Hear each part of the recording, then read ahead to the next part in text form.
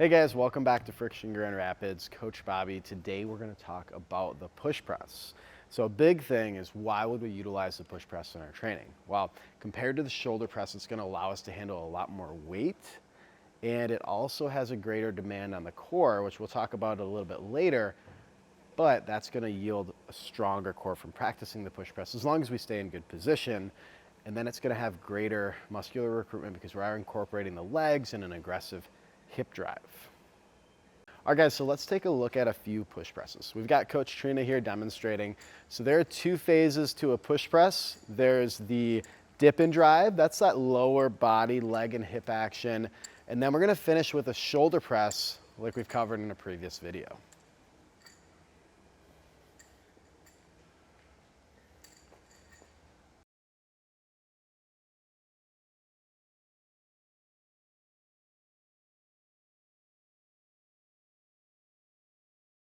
When we're getting started on the push press, one, we should have a pretty well-established and practiced shoulder press, which looks like this. Show us our shoulder press, thanks Trina. And there's a whole video on that. But when we're working on the push press, we're gonna change a few things setup-wise. Because we're using more of the lower body, we wanna see the elbows a little bit higher. This will give us a little bit more front rack, but also allow us to feel more of our hips working in the push press. The other thing we're gonna wanna practice as a warm-up drill or a little bit of skill work, or maybe in a complex, is a dip and stand. And we'll progress that to a dip and drive. But first, with the dip and stand, we're gonna look at our foot position. So with the feet, typically we wanna have the toes turn out a little bit wider. And when we get into the bottom of the dip, go ahead and show us that, Trina, wanna make sure that the knee stacks over top of the foot. That toe out position is gonna allow us to stay balanced in our heels. A big fault in the push press or the dip and drive is that the heel will lift up. Right, so get your weight back into your heels. From here, you're really gonna stand up with control. We'll show a few more of those, Trina. So as she's going through a dip and stand, we also wanna see that the shoulder stays over top of the hip. We don't wanna have the body lean forward. If you can kind of show them a bad position where we fall forward, that'll cause the bar to roll off the shoulders.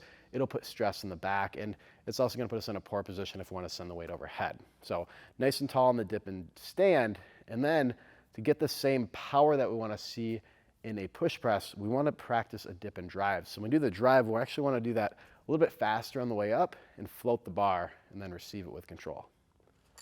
Good. Big thing, don't hit your chin. Okay, so you may need to pull your head back just like you do in the shoulder press. Awesome. All right guys, so one drill that helps quite a bit with just maintaining the upright torso position that we want to see for a push press is called dip therapy. There's a few ways to do it. Usually this one gives you a little bit more feedback because we have contact points that we're trying to maintain. So dip therapy with the wall, what we're going to do is have our heels as close as we can get to the wall comfortably. Our toes will be positioned out just like we talked about in the full movement. And then we want to try to keep our shoulders and maybe even our head on the wall. As long as it doesn't extend your neck. So really we just want to see the shoulders on the wall. So just like the other movement, we want to see Trina dip down and maintain her knees over her toes. Her hip and shoulder are going to stay on the wall the entire time. And this will give her good feedback as to her body position and what a nice vertical body position feels like. And after doing a handful, we want to step off the wall and try to mimic that same body position. And if you have a coach available, we're gonna be able to eyeball that. But if you don't have a coach available, you can always film yourself doing dip therapy and then step off the wall and see if you're maintaining that same position. And then finally, put the barbell in place and see if you can hold that same position that you held on the wall.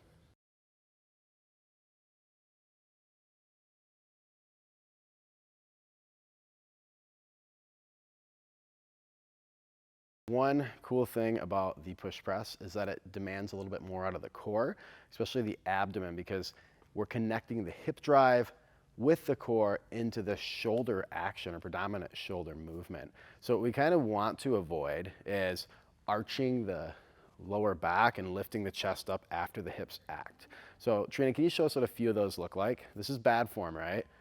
So we'll kind of open up. Good, now we see it in the full thing, right? So what we want to do, stop doing that. That's bad form, Trina. What we want to do is we want to think about pulling our ribs down and almost like holding a plank or hollow position throughout the hip extension into the shoulder press. So maybe exaggerate it a little bit and show them what that looks like. Good. Awesome. So thing to keep in mind, if we're doing a lot of reps on this, or we're doing heavy weight, the more demanding the weight or the set is, and maintaining that position, the more core strength you're actually going to develop out of that by holding good position.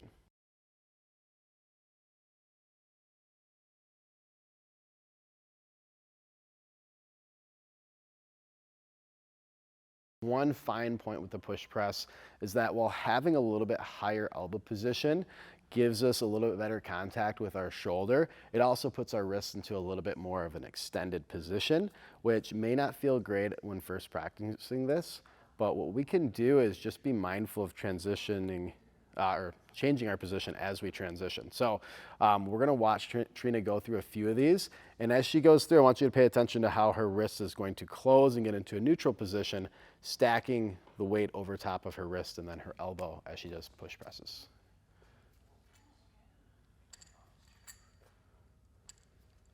Awesome, good work, Trina. So that may be a little tricky at first, but with enough practice and just being mindful on the way down and keeping that weight light, you're gonna get a good feel for that finer technique.